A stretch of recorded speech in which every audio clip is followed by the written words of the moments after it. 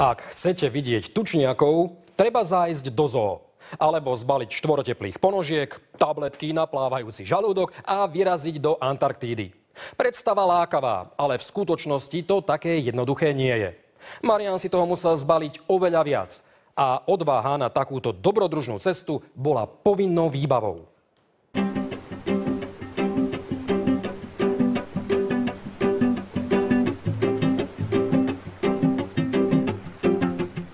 Nalodili sme sa na loď v argentínskom Ushuaia, čo je najjužnejšie miesto na Zemeguli, a plavili sme sa driekovým preplavom na Antarktídu cez Lemerský prieplav až najjužnejšie, kde sme sa dostali, bola ukrajinská základňa, ktorá je na Antarktíde. Výprava trvala 20 dní. 5 dní z toho sa plavili driekovým prieplavom. Ak ste o tomto mieste ešte nepočuli, pre námorníka je to niečo ako pre horolezca Mount Everest.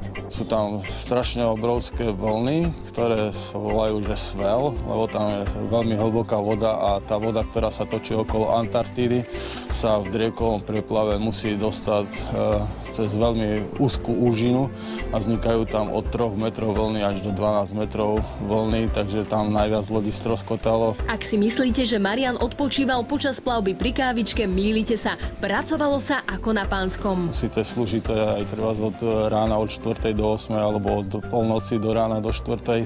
Striedate sa po pol hodine, lebo na Antarktida je známa aj tým, že je to suché miesto. Pocitová teplota je tam úplne iná, ako je vonku. Môže byť 0 stupňov, ale pocitovo máte aj minus 20, lebo tam fúka strašný vietor. Takže keď sa dobre neoblečiete, tak viete aj omrznúť. Marián má v čerstvej pamäti aj minulý štedrý deň. Koniec koncov, kto z nás by dokázal rýchlo zabudnúť na výrivku priamo na Antarktíde? Zaujímavosťou je treba aj vyhasnutá sopka, ktorá je tam na Antarktíde. Tam sme sa treba aj kúpali. Tá sopka, ktorá sa tam prepadla pred viac jak 100 rokmi, tak vzniklo tam také zvláštny útvar, že tam vyviera ešte termálna voda a pri brehu tej vody, v podstate je to normálne oceán, tak tam je aj 40 stupňová voda, takže sa tam dokážete okúpať. My sme sa tam kúpali presne na Vianoce. Takýto úžasný pohľad sa im bežne naskytoval, keď sa ráno pozreli z lode. Ak chceli vidieť aj zvieratá na pevnine, museli sa predtým doslova poupratovať. Je to také zvláštne, keď idete na Antarktídu, tak sa musíte úplne povysávať. Vysávačom, vrecká, batohy, topánky, všetko umyť, dezinfikovať, aby ste tam nedonesli treba z nejaké baktérie, semena, trávy. Nechýbali ani situácie, keď išlo o život.